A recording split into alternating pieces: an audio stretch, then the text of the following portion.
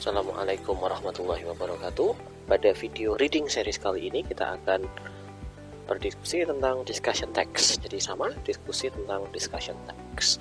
Ya, mungkin dari kalian sudah pernah belajar tentang jenis-jenis teks atau genre of text.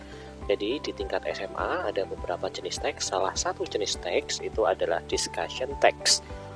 Jadi ada naratif, ada expositions, ada review, ada biography, recount, dan beberapa jenis lainnya. Nah, in this video we are going to learn together about discussion text. Oke, apa sih discussion text?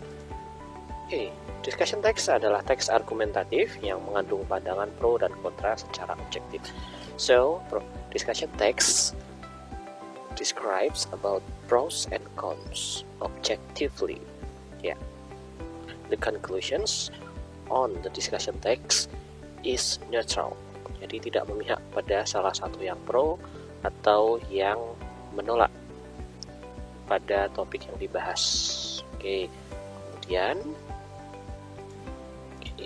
kemudian kenapa sih kita harus belajar tentang discussion text? Why we should learn about discussion text? So when we learn discussion text, we have new insights.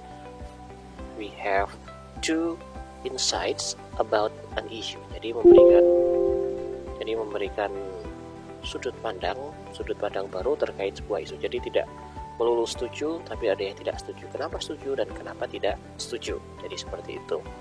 Oke, selanjutnya. So, how to identify a discussion text?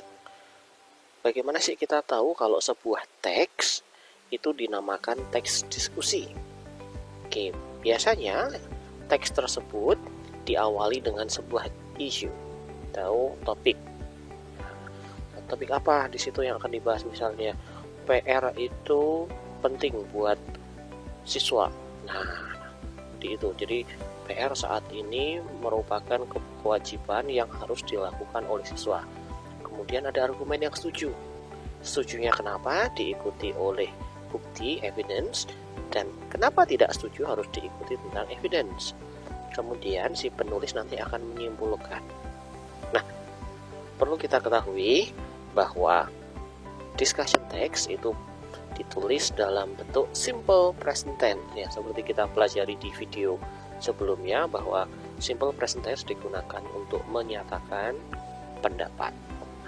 Kemudian di situ ada logical connective, jadi yang menghubungkan ide di situ ada therefore, however, dan beberapa jenis lainnya.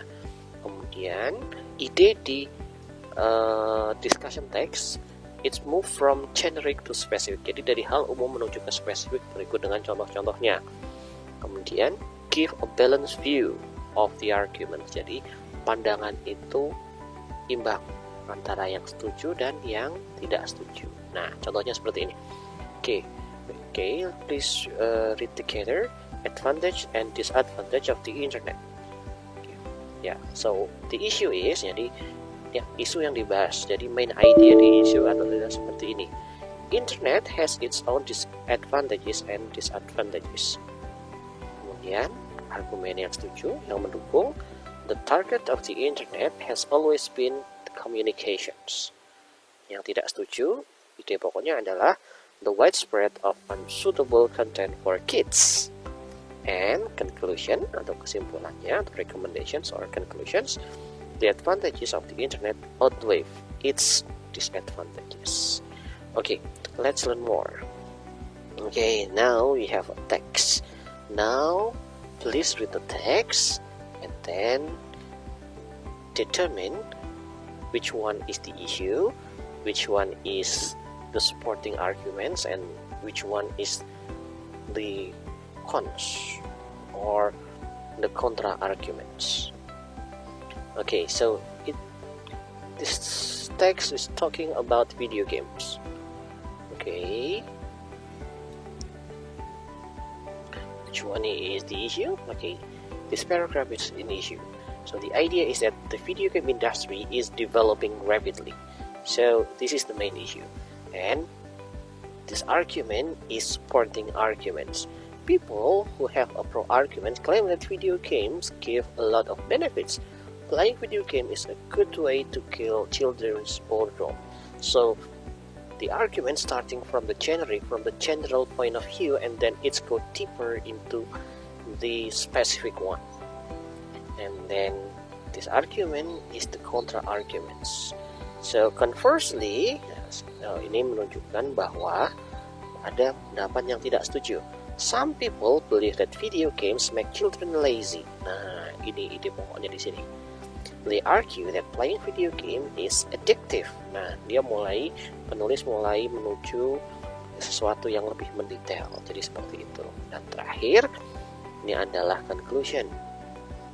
It is obvious that video games have more disadvantages than advantages. Ya, jadi jelas video game itu punya banyak